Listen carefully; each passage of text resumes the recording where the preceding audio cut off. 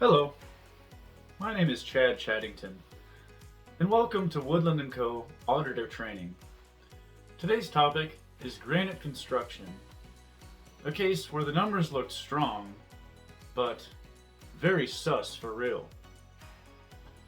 At first glance, everything looked fire. Revenues were bussin', margins were mogging, and management looked locked in. And the auditors were probably like, bet, easiest busy season ever. Bruh, no, that engagement was cooked. This case is proof that fraud doesn't always pull up in a ski mask. Sometimes it pulls up in a conference room with management saying, let's just give these estimates a better vibe. Granite basically catfished investors. The projects looked profitable, but mentally, financially, spiritually, they were down bad. Granite used the percentage of completion method for long-term contracts. Revenue equals price times costs incurred divided by expected cost. Basically, the more complete the project looks, the more revenue they can recognize. Simple, dangerous, and high-key toxic. So revenue isn't based on cash, it's based on estimates. Yes, estimates.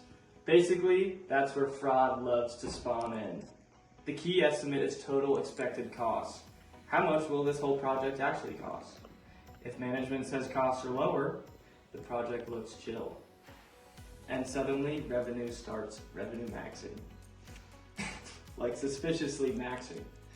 Like this is low-key sus maxing. They treated cost estimates with, that's a future me problem energy. My name's Owen, and this is my Gen Z consultation, Jack. Granite Construction Management said I can fix her, so they started understating expected costs. The internal reports were literally screaming, Bruh, these skibbity costs are getting high. but they just kept pushing those cost increases back, so revenue and profit margins could keep pretending everything was all Gucci. The profit margins they were using had absolutely no support. Type shit. And in some cases, they made two versions of reports. One had the real numbers that showed high costs. The other one was straight up fraud. No cap. One version showed reality, while the other one was fantasy. Type shit. These internal controls were totally beta. Management insisted the numbers are clean behavior. The SEC was extremely sus. It's like having two report cards, one for your parents and one that gives off negative aura. Now that's an L for real. Management was getting pressed, investors wanted stronger numbers, executives kept promising better margins, no one was serving. And while this was happening, bonuses were on the line, which is basically how fully grown adults start yeeting their accountability. And at the same time, projects were getting more expensive, costs were rising, and actual performance was mid, actually below mid. If they recorded those higher costs, revenue drops, margins fall, and suddenly Stacy can't buy her third boat. Nothing inspires creative accounting like realizing your bonus might disappear. Suddenly, everybody becomes Picasso. Financial statements become more like abstract art. It's giving gaslight. So, instead of fixing operations, they just fixed their estimates, and for a while, it did work, which is low-key terrifying and high-key illegal. Eventually, reality did what reality always does. It pulled up. Uninvited, actual costs came in, and suddenly, the math stopped being negotiable. No more vibes, bro. Only the consequences. The real costs exposed the earlier estimates. Granite had overstated revenue by tens of millions of dollars. This was a massive L. Very massive, Hall of Fame L. They had to restate financial statements. Investors' confidence crashed, and the stock price absolutely ate concrete. In accounting terms, that's what we call big yikes. You can delay fraud, but eventually it always comes up. Like checking your bank statement after saying you'll treat yourself 17 times. The auditors checked the calculations. The formulas worked. schedules tied, the spreadsheets were lit. They understood the assignment. Unfortunately, it was the wrong assignment. Type shit. They didn't challenge management's assumptions. They accepted accounts like estimated costs without making sure the estimates made sense. And that's where the audit failed. Type shit. In estimate-based accounting, the assumptions are just as important as the math.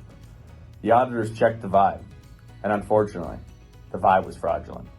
Negative aura type shit. As auditors, we basically have one job, and that is to keep asking questions until management starts looking a little sus. More formally, that's called professional skepticism. You should always question management estimates, not because management is always capping, they usually are, but because pressure makes people start acting extra, and sometimes way too confident for absolutely no reason. Focus especially on estimates and forecasts. That's where fraud likes to live rent-free.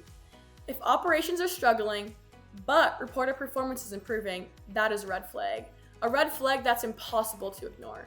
And if management ever says, "Trust me, bro," that is not on evidence. That is your cue to lock in immediately. The Granite case proves that fraud rarely looks obvious.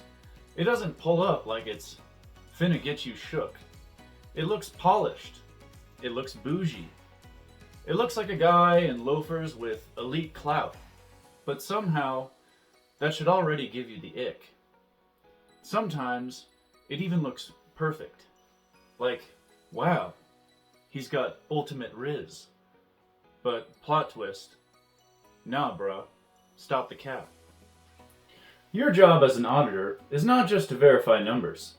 It's to clap back at bad assumptions, professionally and with documentation. So when things look a little too perfect, they're a little too gassed up, don't sleep on it, fam.